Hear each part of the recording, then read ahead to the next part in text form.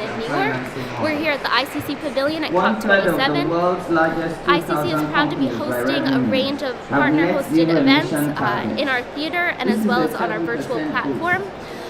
The WTO is hosting an event right now, and the Director General is speaking. And I do try to say something when I hear a lot of people saying this is business greenwashing. Business has got the message, and they are trying to move. I know that all business, especially those from heavy industries, are under enormous pressure to decarbonize.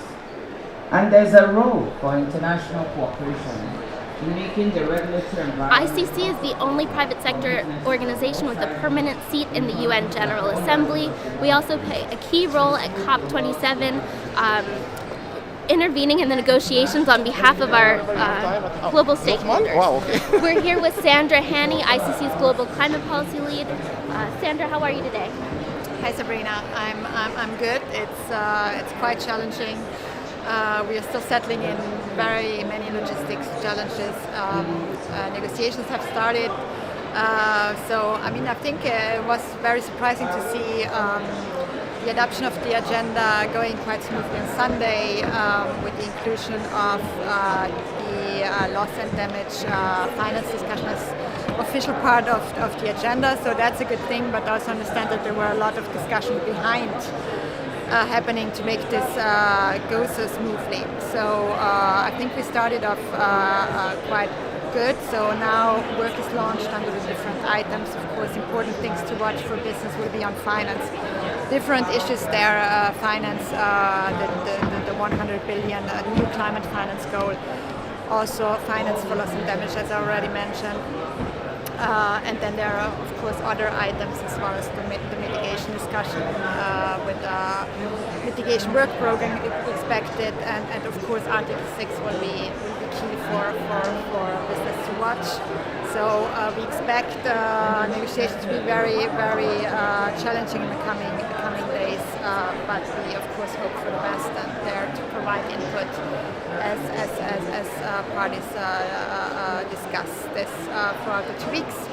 So that's a bit what's going on, but I think we need to see how it's going today, and then we can take it further.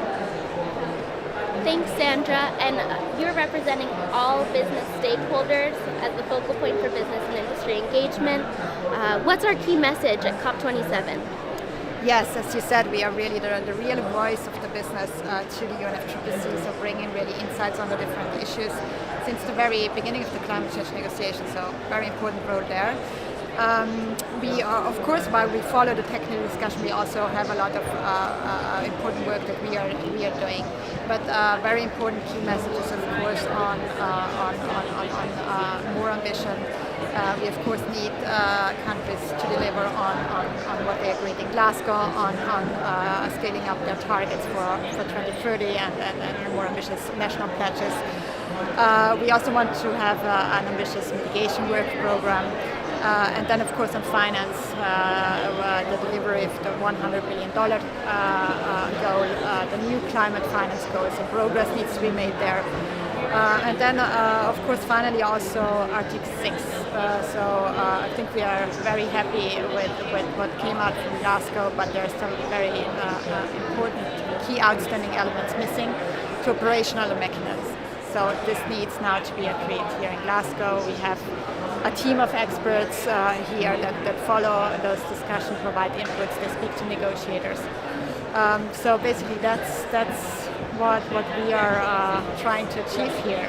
And then also some important work will be launched. So tomorrow on sustainable trade finance, then on Friday on decarbonization and carbon pricing.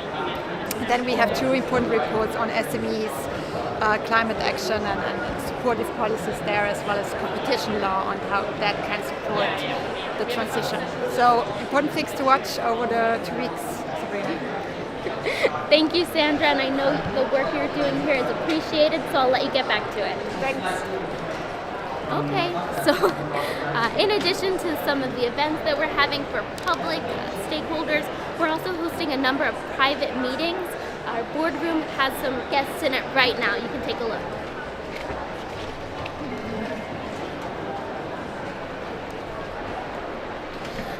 we're very excited to be providing a range of food and beverage options within the pavilion. And then we're also having some partners who are hosting bilateral meetings in 2 of our meeting areas. In addition to those private meetings, we are using the pavilion as a hub for business stakeholders to network, co-work, and really get to know each other. So we're very excited to be here and looking forward to seeing what can take place over the next 2 weeks. Don't forget to like, comment, and let us know what you think about the pavilion, whether you want to see us back next year.